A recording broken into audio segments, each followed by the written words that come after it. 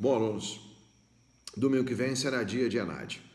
Eu gostaria aqui de deixar minha palavra de incentivo para vocês e estimulá-los a fazer uma boa prova. Alguns cuidados são necessários para que essa prova seja uma prova considerada assim boa, em que vocês possam ter uma boa pontuação. Primeiro, o ENAD é extremamente importante. Nós tiramos 5 no recredenciamento do MEC, mas você agora, através da prova do ENAD, terá a oportunidade de defender o seu diploma. Isso é uma coisa muito importante. Vocês são de uma geração que terá a oportunidade de fazer a defesa do seu diploma, de valorizar esse seu diploma. Isso é muito importante, isso não acontece sempre, porque o ENAD ele acontece num ciclo de 3 em 3 anos, ao longo dos quais revezam-se as carreiras e os cursos que são avaliados pelo exame. Tá? Então, essa é uma oportunidade única que vocês estão tendo. Para fazer uma boa prova, eu acho que alguns cuidados são necessários. A prova será composta de 40 questões, sendo que 10 são no que nós chamamos de componentes de formação geral, ou seja, conhecimentos gerais. E outras 30 questões serão sobre o componente específico, relacionado à carreira que vocês escolheram, ou ao curso que vocês escolheram. Tá? Desse total de 40, nós teremos 5 perguntas que são discursivas, né?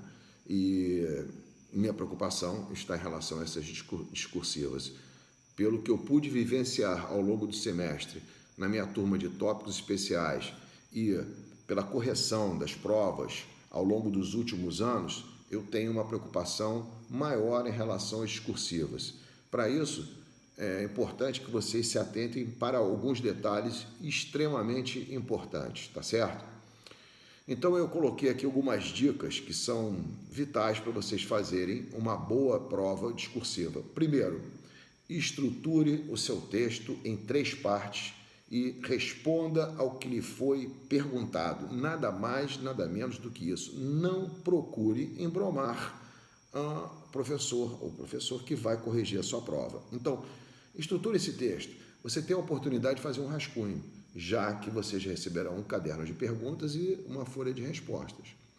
Lá no caderno de perguntas, há espaço para que vocês façam um rascunho. Então, estruturem o seu texto. Depois eu vou falar um pouquinho sobre a questão do tempo, o tempo que vocês vão ter para responder as perguntas. Então, se estruturem início, meio e fim. Na parte introdutória, vocês expliquem, né? Apresentem de maneira rápida e sucinta a sua ideia central, nada mais do que isso. No desenvolvimento, a parte intermediária, use os argumentos que servirão para defender a sua ideia.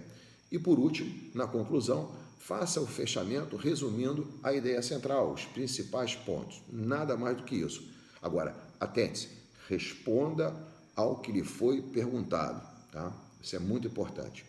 Segundo ponto, se você não sabe qual a palavra ou termo a ser usado, seja genérico. Eu quero dizer o seguinte, se você não sabe como usar uma expressão, uma palavra, procure explicar. Eu tive um exemplo durante as minhas simulações de um aluno que queria escrever, o tema era sobre emissão, poluição, trânsito, excesso de veículos nas cidades, esse era o tema central. E ele me perguntou, professor, como é o nome mesmo daquele gás que é emitido pelos carros? Né? A resposta correta seria o CO2, né? Mas, ou gás carbônico, né? Mas como a gente às vezes tem dificuldade disso, eu dei uma sugestão. Se você não sabe qual é o gás, coloque lá, emissão de gases poluentes, coisa desse gênero. Procure, então, substituir a palavra ou a expressão que você quer por algo genérico. Se você não sabe como escrever essa palavra, procure um sinônimo. Isso é muito importante. Terceiro ponto, respeite a quantidade de linhas especificadas no campo reservado para a resposta. Ou seja, toda resposta ela tem um número de linhas. Vocês têm que ficar dentro deste número de linhas. Vocês não podem ficar além nem aquém, ou seja, abaixo.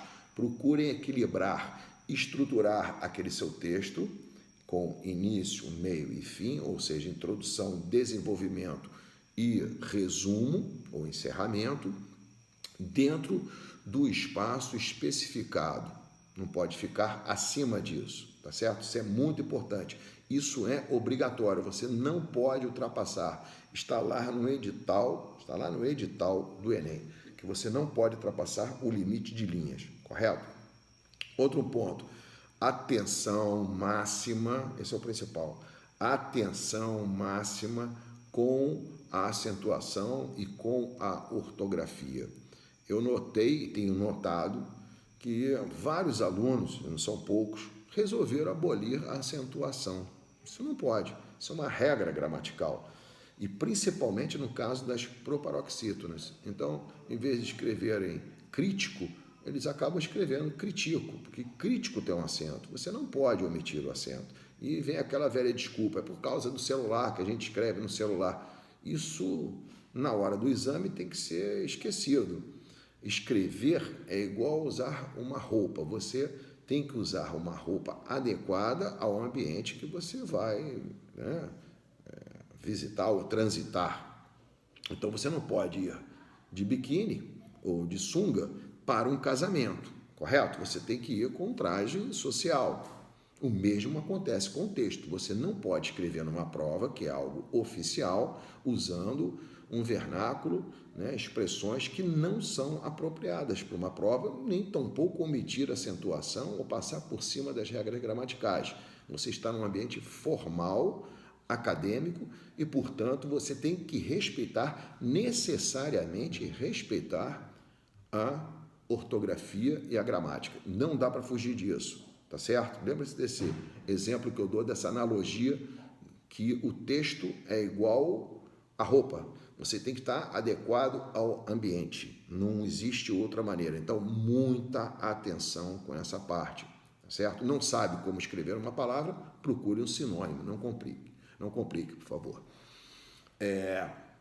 Outro ponto importante, capriche na caligrafia, faça-se entender.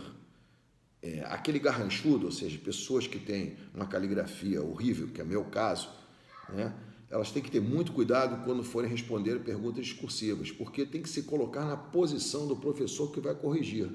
Ele tem que entender o que você está escrevendo. Se você escreve de uma maneira que as pessoas não entendem, o que vai acontecer? Ele vai passar por cima e provavelmente vai lhe dar uma nota baixa, apesar de você ter sido brilhante no seu texto, brilhante na colocação das suas ideias, porque ele não entendeu devido ao garrancho. Então, capriche, principalmente para aqueles, que não são poucos, que têm uma letra garranchuda, horrível. No meu caso, eu me coloco nessa situação também, eu sei disso. Só que a prova ela é manuscrita, não dá para você fazer no computador. Então, muita atenção em relação a isso, tá certo? Outro ponto, não use bullets, ou seja, tópicos, né? Escreva de forma objetiva, né? Escreva respeitando aquele aspecto que eu falei dos 3 pontos, introdução, desenvolvimento e resumo.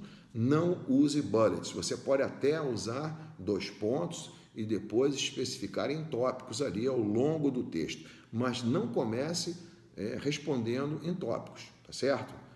Bullet 1, 2, 3, 4, 5 e coloque sua ideia. Você não pode. A prova é discursiva, você tem que colocar os seus pontos, tá certo? Isso é muito importante. Um outro ponto que eu queria chamar a atenção de vocês é em relação ao tempo de execução da prova, tá? A prova ela tem 240 minutos, ou seja, 4 horas. Eu fiz aqui um cálculo, vocês terão em média para responder às discursivas em torno de 51 minutos, ou seja, 1 hora mais do que suficiente para você responder às suas discursivas, certo? Isso é muito importante você separar. Como eu disse, a prova ela tem uma parte que é o componente de formação geral, ou seja, conhecimentos gerais, e uma outra parte que é componente específico, ou seja, aquele conteúdo da sua carreira, tá? O componente específico ele tem um peso muito maior em relação ao componente de formação geral. Para vocês terem uma ideia, 75% dos pontos da prova estão distribuídos dentro do componente específico. Somente 25% estão distribuídos dentro do componente de formação geral. Só que, normalmente, no caderno de perguntas, aparece o componente de formação geral na frente. Então, você tem que se pesar muito bem na hora de responder. Eu aconselho até que você comece pelo componente específico e dedique mais tempo ao componente específico, porque ele vale mais, vale somente 75% da prova, o que é justo. Então, organize-se, prepare-se, na hora que você receber a prova, o tempo é mais do que suficiente para que você possa responder com bastante calma as perguntas do componente específico, que serão 27 objetivas ou múltipla escolha e 3 perguntas discursivas, tá certo?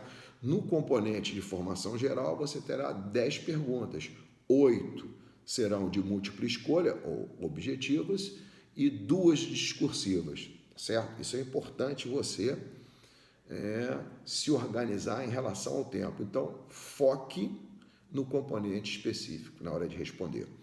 Dito isso, eu acho que o que a gente pode colocar é desejar boa sorte para vocês, muita tranquilidade, calma na hora de responder a prova, lembrando também de um outro ponto. Todos os estudos e estatísticas indicam que os alunos que tiveram melhores notas ou melhor performance, melhor desempenho no ENAD foram aqueles que gastaram mais tempo para fazer a prova. Então, um aviso para os apressadinhos: não respondam rapidamente. Não respondam rapidamente. Usem as 4 horas que vocês têm para responder a prova de uma maneira bem tranquila. Eu fiz até aqui uma tabelinha em que, se eu fosse fazer a prova, eu seguiria essa tabela. Eu teria assim, reservaria do total 1 hora para a formação geral. Então eu vou lá, 1 hora para responder as perguntas de formação geral, aquelas que são relativas a conhecimentos gerais. E reservaria 180 minutos para responder ao componente específico. Então não tem muito o que fazer, se organize, tá certo? Só isso, no mais, boa sorte, Nós vamos estar soltando aí uma série de informações sobre a logística. Todo mundo preparado, dormir um pouco mais cedo, nada de virada, nada de noitadas, tá certo? Para a gente estar lá pronto e fazer uma prova, porque vocês vão ter a oportunidade de defender o seu diploma. Um abraço.